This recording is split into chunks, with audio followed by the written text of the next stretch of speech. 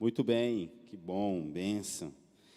Descanse no Senhor, que coisa maravilhosa, né, irmãos? Poder descansar no nosso Deus. Eu quero convidar você aí a abrir a sua Bíblia em Jeremias, no capítulo 20, a partir do versículo 7. Mas, enquanto você abre a sua Bíblia em Jeremias, essa semana eu assisti um documentário muito interessante na Netflix. Eu não fui pago para fazer nenhuma propaganda, viu, da Netflix. Mas há um documentário que eu gostaria, eu espero que você, ao ouvir o que eu vou dizer aqui, saia daqui hoje, né, saia dessa live, e se você conseguir ainda nesta noite assistir, seria muito bom. Não agora, depois, só depois. Mas o documentário se chama O Dilema das Redes. E é interessante porque neste documentário, alguns especialistas, alguns técnicos, profissionais da área, eles fazem um alerta a respeito do perigo que as redes sociais, elas causam na sociedade, e principalmente a maneira como essas redes têm causado um impacto de fazer com que a democracia, ela seja realmente tirada do meio da nossa sociedade. E todos nós, quando olhamos para uma rede social, seja Facebook, WhatsApp, LinkedIn, Instagram, Pinterest, TikTok e tantas outras redes aí que eu também não sei, mas no documentário se comenta tantas que nem eu sabia que existiam. Eles vão dizer que a maioria desses aplicativos, eles foram criados para poder aproximar as pessoas. Mas nesse documentário aqui, eles já começam falando sobre o risco dessas redes sociais, desses aplicativos. E é interessante porque eles começam a acusar essas redes sociais a respeito da polarização que ele cria relacionada à política, por exemplo, a causa de depressão que acontece, principalmente no meio dos adolescentes, dos pré-adolescentes. Eles fazem sérias acusações e levam ali especialistas, médicos, psiquiatras, psicólogos, para dizer o risco que essas redes sociais, elas causam na vida, principalmente nessa questão da divulgação de fake news, como que essas redes têm muito sido usadas para isso, né? Ameaçar a democracia, controlar e manipular as pessoas. E é muito interessante como que eles vão dizendo tudo isso. Nesse documentário, para dizer assim uma palavra muito conhecida, eles colocam em xeque-mate essas redes sociais. E sabe o que é pior em tudo isso? É que as pessoas que falam a respeito disso são os próprios criadores dessas redes. São ex-funcionários dessas empresas, Facebook, WhatsApp, e que entraram em crise e perceberam o mal que eles mesmos criaram para causar na vida das pessoas. Gente, é um documentário muito interessante. E aí, diante disso, há um dilema, né? Há um dilema quando você assiste, até porque o nome do documentário é Dilema das Redes. E dilema, todos nós sabemos que são circunstâncias difíceis que nós enfrentamos, onde nós precisamos, muitas vezes, fazer escolha por duas opções contraditórias. E aí, no caso do dilema desse documentário, a pergunta é, e agora? A gente desinstala ou não esses aplicativos?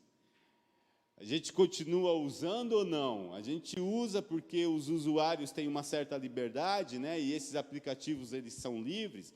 Mas a pergunta que se faz diante de tudo isso é, realmente somos livres? Porque há um momento desse documentário que ele vai dizer assim que nós somos apenas produtos, subprodutos de algo. O produto não são os aplicativos, mas o produto somos nós que utilizamos esses aplicativos.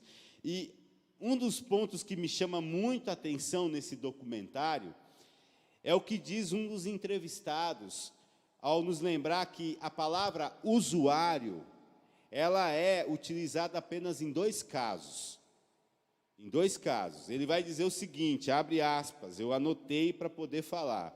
Primeiro, para adictos em drogas, ou seja, pessoas usuárias de drogas. E segundo, para pessoas viciadas em internet, onde ambos desfrutam de uma liberdade apenas ilusória, pois uma vez que se entra no jogo, não há mais poder de escolha. Eu recomendo que você assista esse documentário. Esse documentário vai mudar muito a sua maneira de entender as redes sociais. É um documentário novo, que, se eu não estou enganado, ele foi, inclusive, inserido essa semana no canal do Netflix. Mas, quando a gente pensa em dilema, é isso. Sempre nós nos deparamos com dilemas. E há um texto na Bíblia, o texto de Jeremias, onde nós vamos também perceber um dilema desse grande pregador, desse profeta. E aí, quando você lê na Bíblia, o capítulo 20, os versos de 7 a 13, eu convido você a ler comigo aí na sua Bíblia, que diz assim: Senhor, tu me enganaste e eu fui enganado. Foste mais forte do que eu e prevaleceste. Sou ridicularizado o dia inteiro. Todos zombam de mim. Sempre que falo, é para gritar que há violência e destruição. Por isso a palavra do Senhor trouxe-me insulto e censura o tempo todo. Mas se eu digo, não o mencionarei, nem mais falarei em seu nome, é como se um fogo ardesse em meu coração, um fogo dentro de mim. Estou exausto, tentando contê-lo, já não posso mais. Ouço muitos comentando, terror por todos os lados, denunciem-no, vamos denunciá-lo. Todos os meus amigos estão esperando que eu tropece e dizem, talvez ele se deixe enganar. Então nós o venceremos e nos vingaremos dele. Mas o Senhor está comigo, como um forte guerreiro. Portanto, aqueles que me perseguem tropeçarão e não prevalecerão. O seu fracasso lhes trará completa vergonha, a sua desonra jamais será esquecida. Ó Senhor dos exércitos, tu que examinas o justo e vês o coração e a mente, deixa-me ver a tua vingança sobre eles, pois a ti expus a minha causa. Cantem ao Senhor, louvem ao Senhor, porque ele salva o pobre das mãos dos ímpios. Vamos orar? Deus, em nome de Jesus, continua ministrando sobre nossas vidas a tua palavra, e que o Senhor venha falar aos nossos corações, é o que nós te pedimos, e assim oramos. Amém. Gente, quando nós lemos esse texto aqui de Jeremias, para mim está claro que ele está muito chateado com Deus. É interessante porque Jeremias ele está chateado, não somente com Deus, mas ele também está chateado com toda a oposição que acontece em relação a ele. Há uma certa zombaria acontecendo aqui na vida de Jeremias, né? E ele vai enfrentar tudo isso, aliás, em motivo do compromisso que ele assume com Deus. Jeremias, ele assume o compromisso de pregar a palavra de Deus em meio a um contexto onde as pessoas não levavam muito a sério o propósito de Deus para as suas vidas. E o que é pior ainda, é que essas pessoas, principalmente os profetas daquela época, que profetizavam para o rei, principalmente para o império, eles profetizavam totalmente ao contrário daquilo que as Sagradas Escrituras diziam.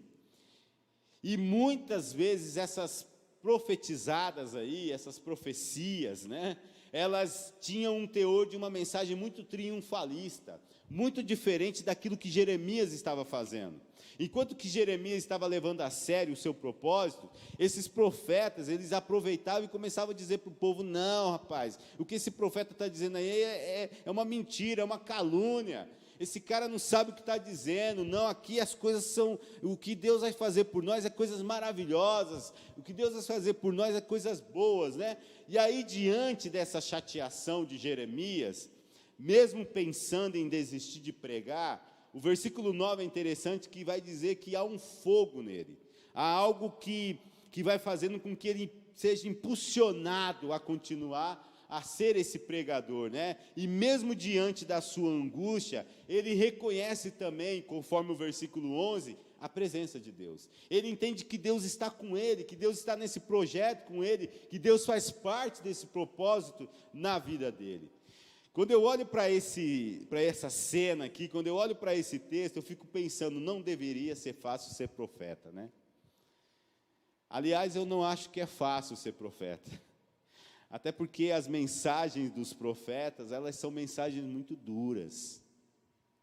O profeta é alguém que nos traz uma mensagem desafiadora, né? É alguém que nos traz uma mensagem desconfortável.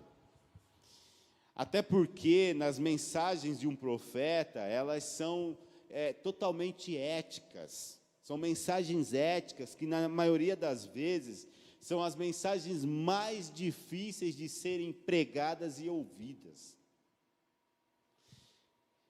Certa vez eu li uma frase onde o autor dizia o seguinte: o sermão autêntico, a palavra autêntica, ela conforta os perturbados e ela perturba os confortados. É mais ou menos isso que os profetas faziam. Por isso que quando a gente olha para essa cena aqui, é interessante porque há um dilema aqui. Jeremias está vivendo um grande dilema na sua vida, porque Jeremias ele está entre a dificuldade de continuar pregando e, por outro lado, ele entende também a impossibilidade de não pregar. Todos nós sempre vamos enfrentar ou encarar algum tipo de dilema na nossa vida. Mas a pergunta que nós precisamos fazer diante dos dilemas da nossa vida é: o que fazer com esses dilemas? Como agir diante deles? E aí, meus queridos, há algumas lições importantes que Jeremias ele nos aponta para quando nós enfrentarmos essas dificuldades, para quando nós nos depararmos com esses tipos de dilemas. E aí, num primeiro momento, diante dos dilemas, Jeremias nos ensina que nós precisamos fazer as nossas lamentações primeiramente a Deus. Nós precisamos levar as nossas queixas primeiramente a Deus. Olha que interessante o versículo 7. Jeremias aqui no versículo 7, ele rasga o seu coração diante de Deus. Ele vai se queixar, ele vai se lamentar a Deus. Ele vai dizer assim: Senhor, tu me enganaste. E eu fui enganado. Você me enganou e eu fui enganado. E essas coisas aqui foram muito mais fortes do que eu. Até porque elas prevaleceram. As suas queixas têm a ver com o fato de Deus ter o enganado. Essa é a questão para Jeremias aqui. Mas aí eu fico me perguntando como que Deus havia enganado Jeremias. Por que Deus havia enganado Jeremias? E aí quando a gente vai pensando um pouco sobre isso, é necessário que você volte lá para o capítulo 1 de Jeremias, e eu convido você para que você me acompanhe aí com alguns versículos desse capítulo 1 de Jeremias. Mas quando nós olhamos para a história do chamado de Jeremias, quando nós olhamos para a vocação de Jeremias, né? Quando Deus está o colocando para essa função profética, Deus havia dito que o tinha separado para ser profeta muito antes dele nascer. E isso fica explícito no versículo 5 do capítulo 1 de Jeremias. Deus vai dizer para ele que antes dele nascer, lá no ventre, lá antes dele ser alguém na existência, Deus já tinha separado Jeremias. Deus já tinha escolhido Jeremias. E aí Jeremias, ele vai dar suas desculpas, né? No versículo 6, ele vai dizer: eu não sei falar, eu sou muito novo, Senhor. E aí Deus vai dizer para ele no versículo 7, não diga que você é muito jovem, Jeremias. Não diga isso, porque a todos a quem eu enviar você, você irá e dirá tudo o que eu ordenar a você. Deus tinha dito para Jeremias que ele estaria com ele, e além de estar com ele, versículo 8 do capítulo 1, Deus diz para ele que o protegeria. Então, quando nós olhamos para isso aqui, é interessante porque Deus ele não enganou Jeremias, Deus não havia iludido Jeremias. Aliás, Deus não engana ninguém, Deus não ilude ninguém. Aquilo que Deus diz a nós, aquilo que Deus fala para você, Ele cumpre.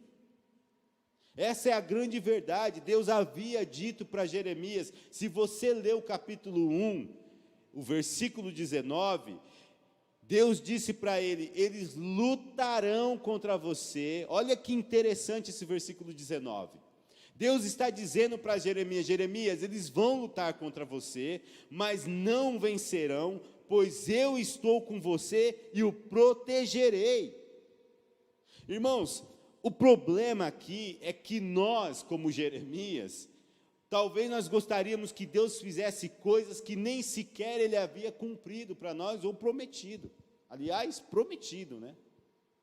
Nós queremos viver a nossa expectativa de fé, dizendo que Deus disse coisas que nem sequer Ele disse para mim e para você. E é fácil a gente falar que Deus é culpado, é fácil a gente responsabilizar Deus diante da nossa irresponsabilidade. É muito fácil, por isso que eu gosto muito de pensar o seguinte, nós temos que tomar muito cuidado com esse negócio de que Deus disse. Ah, porque Deus falou para mim falar para você, porque eu não estou dizendo que isso não é possível, que isso não aconteça, em nome de Jesus. Se você pensar isso, sinto muito. O que eu estou dizendo para você e para nós, é que nós temos que ter esse senso de responsabilidade com isso. Não diga aquilo que Deus não disse. Não diga que foi Deus quem falou. Não diga que foi Deus quem prometeu. Não diga que foi Deus que está dizendo. Nós temos que tomar muito cuidado com isso. É por isso que nesse primeiro momento, nessa primeira lição aqui, os nossos lamentos precisam ser levados a Deus. Se existe alguma coisa que tem chateado você, se existe alguma coisa que tem machucado você, coloca isso diante do Senhor. E eu não estou dizendo que Deus não possa colocar alguém na sua vida para te dar um conselho, para abraçar você, para trazer uma palavra de esperança. É claro que Deus pode, Ele faz isso. Mas é necessário que primeiramente a gente leve os nossos lamentos a Deus. Nós precisamos nos encontrar mais com Deus. Até porque, meus queridos, a vida, ela é cheia de complexidade. A vida é cheia de dificuldade. Nós sempre enfrentaremos difíceis dilemas em nossas vidas, mas nós não precisamos passar por tudo isso sozinhos. Há um Deus tão grande, tão amoroso, tão bondoso, que está com seus ouvidos atentos às nossas reclamações. Quando você olha para a história do povo, essa talvez seria o pior erro que o povo de Israel cometia, né? Com as suas murmurações. Porque ao invés deles falarem com Deus, ao invés deles crerem em Deus e confiarem que Deus está na jogada do negócio, eles tinham essa atitude de ficar murmurando, de ficar falando mal daquelas coisas lindas que Deus fazia no meio do povo, e às vezes nós fazemos isso. Mas por mais que a gente tenha alguma coisa a se queixar, se queixa ao Senhor. Faça como Jeremias. Não perde o foco do objetivo daquilo que Deus tem para você. Há momentos, irmãos, que eu também levo meus lamentos para Deus, eu vou para diante de Deus, eu vou para o meu quarto, eu vou para o meu secreto, e ali eu choro, ali eu falo, ali eu convoco Deus para fazer parte desse momento da minha história. Mas há uma segunda lição muito interessante, porque diante dos nossos dilemas, nós precisamos nos avaliar diante de Deus, e não diante das dificuldades. Todos nós, pelo menos alguma vez na vida, já pensamos em desistir diante das dificuldades. Todos nós. Todos nós, provavelmente, em alguma área da nossa vida, em alguma situação da nossa vida, a gente já pensou em desistir.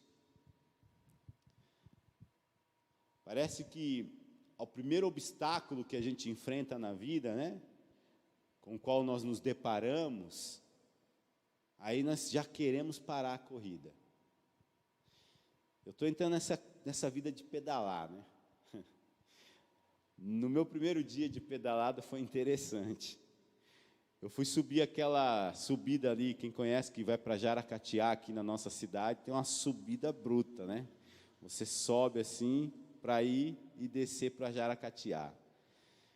Irmãos, no primeiro dia que eu fui subir aquilo ali, eu passei mal, eu parei lá em cima, eu tive vontade de vomitar, caiu a pressão, eu sentei na sarjeta, joguei água no rosto, e eu fiquei ruim, e eu quase desisti, porque eu falei, meu Deus, isso aqui não é para mim, eu estava muito gordo, pesado, eu falei, nunca mais vou andar de bicicleta, fiquei pensando. E aí vim embora, voltamos pelo Candeias, quando fomos subir aquela subida do Candeias, na hora o pneu furou, eu falei, meu Deus, esse negócio não é para mim não. E aí eu tive que carregar a bicicleta na mão, e aí eu falei assim para a pessoa que estava comigo, que era o frouxo, eu falei, olha, ainda bem que esse pneu furou, viu? Não estava mais aguentando. E aí domingo, que era o segundo dia, eu fui 3 horas da tarde, subir de novo aquele negócio. Eu falei, agora eu vou subir. E eu lembro que o frouxo, que já está 1 mês aí na minha frente nesse negócio, ele falou assim, no seu ritmo. E aí eu fui sozinho, eu fui no meu ritmo. Uma subida que talvez deva levar aí uns 2 minutos, eu subi aí acho que uns 15 minutos. Mas subi. E quando eu cheguei lá no topo, eu gritei, Porque, irmãos, nós não podemos desistir. E aí hoje, quando eu estava subindo aquela subida na minha pedalada de hoje, eu deixei o frouxo e o Márcio para trás. Legal, né? Porque a gente não pode desistir, a gente tem que continuar. Os lamentos que Jeremias fez aqui não foram para ele desistir, não foram suficientes para ele desistir. A sua situação difícil o levou ele a avaliar-se diante de Deus.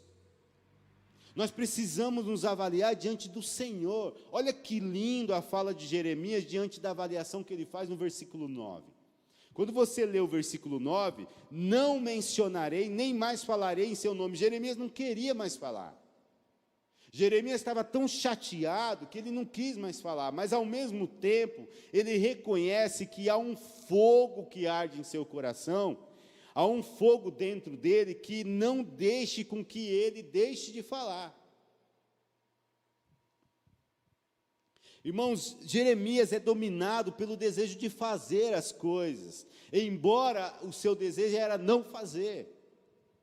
Embora o seu desejo talvez seria desistir, mas ele é impulsionado, porque ele vai diante de Deus, ele se coloca diante de Deus, e quando nós nos avaliamos diante de Deus, nós temos convicções para entender a vontade de Deus em nossas vidas, porque nós estamos diante de Deus, é Deus quem nos orienta, é Deus quem nos dá o discernimento, é Deus quem nos dá a sabedoria. Muitas vezes nós perdemos o foco daquilo que nós precisamos fazer, que Deus mandou que nós fizéssemos, porque nós não estamos mais diante de Deus. Eu não sei se você já viveu assim, pessoas, quando você está dentro de um propósito, você está focado em algo que Deus quer que você foque, e você está centrado naquilo, aquilo faz parte do que Deus realmente quer para você, aí chega alguém e fala assim, olha, eu acho que não é isso que você deve fazer. E aí você desanima. Será? Às vezes você perde esse tipo de foco, porque você perdeu o seu contato com Deus. Irmãos, eu falo isso como pastor às vezes. Às vezes as pessoas elas não estão orando, elas não estão lendo a Bíblia, elas não estão diante do Senhor, elas estão totalmente distantes de Deus. Às vezes elas não têm nenhuma intimidade com o Senhor, quando não muitas vezes quando não na maioria das vezes, essas pessoas estão envolvidas em seus pecados, nas suas transgressões, nas suas iniquidades. Isso já aconteceu comigo. E aí elas vêm dizer, eu acho que está errado o que o pastor está fazendo na igreja. Acho que o pastor não sabe o que está fazendo. E aí a minha vontade é muitas vezes falar, irmão, você orou para dizer o que você está dizendo? Você esteve diante do Senhor? Quantas vezes você criticou seu líder, criticou sua esposa, criticou seu marido, criticou seu filho, que talvez estão diante do Senhor, estão clamando pelo lar, estão envolvidos com o Senhor? Você não move uma palha, nem move o peso de abrir a sua Bíblia. Por isso, meu querido, nós precisamos estar diante do Senhor. Nós precisamos nos avaliar diante de Deus. É Deus quem nos chama, é Deus quem nos capacita, é Deus quem nos dá a direção. O verso 11, quando você olha para esse verso, Jeremias aqui, ele vai dizer, mas o Senhor está comigo, como um forte guerreiro. Apesar de toda a circunstância ser difícil, Jeremias sabia que Deus estava com ele. Deus caminhava com ele como um forte guerreiro. Deus havia dito no versículo 19 do capítulo 1, vão fazer você sofrer, Jeremias. Eles vão pegar no seu pé. Por isso, meus irmãos, minhas irmãs, ainda que há dúvidas, ainda que há incompreensão, ainda que há embaraços, havia uma certeza na vida de Jeremias. Deus estava com eles. Deus estava com ele nesse momento. E havia nele um fogo que o consumia, que o fazia continuar diante do seu propósito com Deus. É por isso que nós precisamos nos avaliar diante de Deus. Diante de Deus. Porque se nós perdermos o objetivo com Deus, a gente perde o sentido e a direção da coisa. A gente perde o foco daquilo que é importante para o casamento, a gente perde o foco daquilo que é importante nos nossos projetos de vida, a gente vai perdendo o foco. Por isso que nós precisamos entender qual é o propósito de Deus, e nos avaliar diante de Deus. E uma terceira e última importante lição, que esse texto me ensina e ensina-nos, é que diante dos nossos dilemas, nós precisamos reafirmar a nossa fé no Senhor. Olha que interessante o versículo 13. Ele vai dizer, cantem ao Senhor, louvem ao Senhor, porque Ele salva o pobre das mãos dos ímpios. Nós não podemos permitir que as nossas dificuldades nos impeçam de caminhar, de prosseguir, de insistir. Mas ao mesmo tempo, nós precisamos viver a realidade do Deus que nos salva e nos dá força diante das dificuldades. É isso que Deus faz. É isso que Deus quer fazer na sua vida.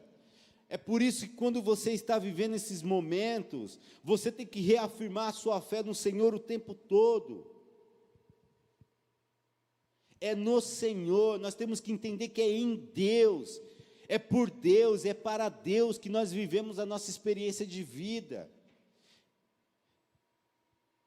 Nós não podemos fazer isso baseado no autoajuda, nós não podemos fazer isso baseado no autodeterminismo, por vontade própria. Não tem a ver com estratégias administrativas. Não tem nada a ver com isso, tem a ver com Deus, porque se Deus está dizendo algo para você, se Deus está prometendo algo para você, é porque Deus vai cumprir algo na sua vida. E é essa convicção que nós precisamos ter, é essa certeza que nós precisamos ter, meus irmãos, prestem atenção, é por Deus. O versículo 13 aqui vai dizer, porque Ele salva o pobre das mãos dos ímpios. Ele quem? Deus. Eu não tenho força em mim mesmo, não há em mim capacidade nenhuma, se Deus não for o centro, a afirmação absoluta da minha fé. Talvez os seus castelos estão desmoronando, porque Deus não está nisso há muito tempo.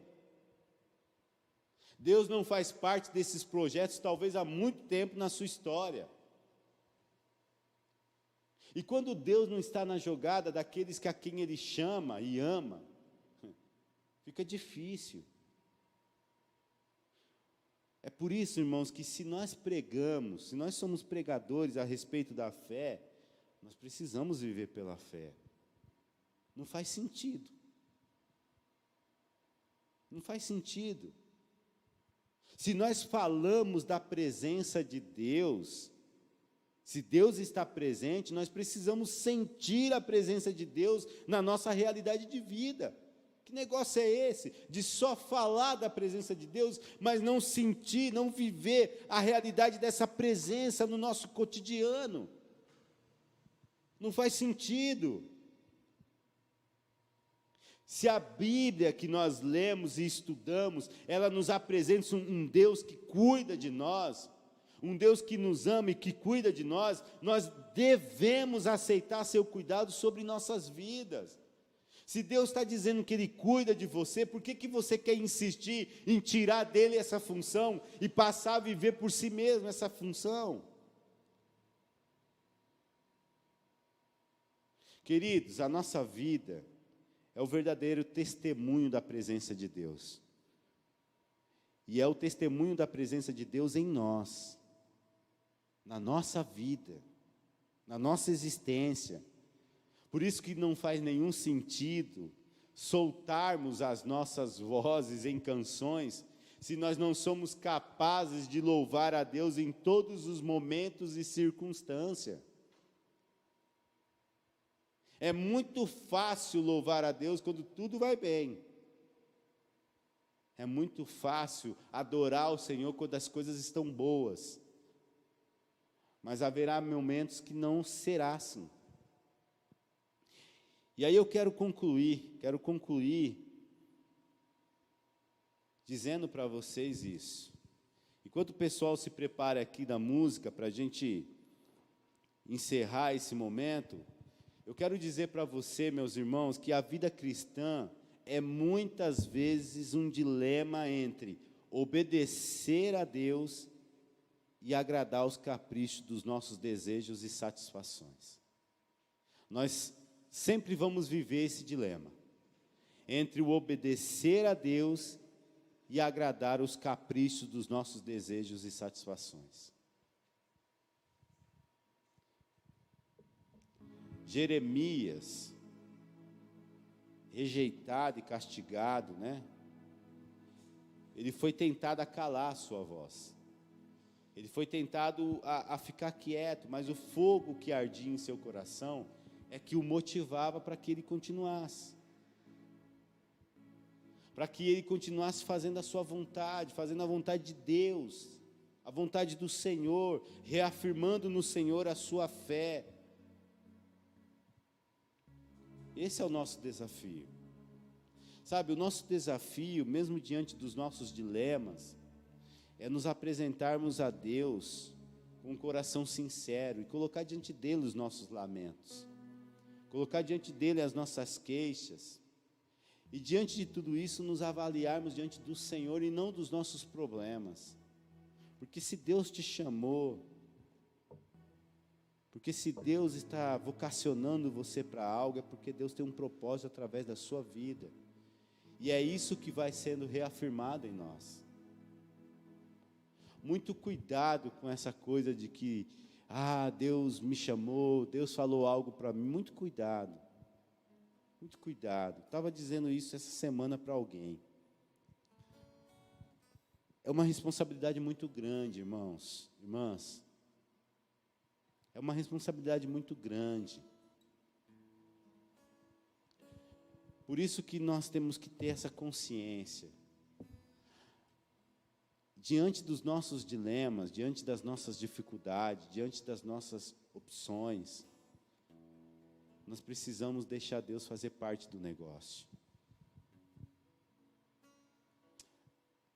Porque quando Deus faz parte do negócio, nós temos convicção de que Deus está cuidando de nós. Deus está nos protegendo. Deus está com a sua mão sobre nós. E agindo eu, quem impedirá, diz a palavra de Deus. Aleluia. Quem impedirá? Por isso é essa convicção que nós precisamos ter diante dos dilemas.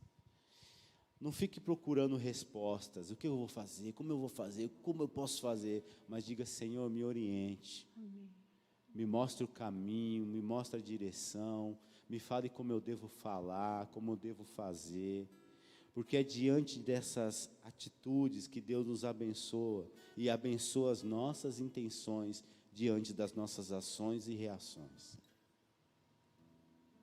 Eu queria convidar você, para que você aí, fechasse seus olhos. Eu não sei quais são os dilemas que você tem passado. Eu não sei quais são as dificuldades que você tem passado. Mas está na hora de você deixar Deus te dar a direção. E permitir que Deus te mostre o caminho. Senhor, nós queremos te agradecer por esta palavra. Queremos te agradecer, ó Deus, pelo teu amor, te agradecer pela bondade, pela misericórdia. Às vezes nós estamos chateados, às vezes nós estamos decepcionados, frustrados, mas nós desejamos esse fogo que o Senhor usa sobre nós e que nos aquece, Deus, com todo o poder e autoridade, para que a gente foque nossas vidas naquilo que é teu propósito, naquilo que é a tua vontade, naquilo que o Senhor deseja, mesmo diante de qualquer que seja a circunstância, Deus, mesmo diante de qualquer que seja a dificuldade, mas que o nosso coração se aqueça com a chama do teu Espírito Santo, nos movendo, nos direcionando, para que a gente possa viver na vontade do Senhor. Pai, em nome de Jesus, faça isso em nós, Deus. Que nós sejamos focados nas nossas vidas, naquilo que o Senhor quer, e não naquilo que nós desejamos, não naquilo que nos satisfaz, mas única e exclusivamente na vontade do Senhor. Amém. Cuida do teu povo, Senhor, em nome de Jesus, e esteja conosco em todo momento. É o que nós te pedimos e oramos, em nome de Cristo. Amém. Amém. Ouça essa canção e que ela possa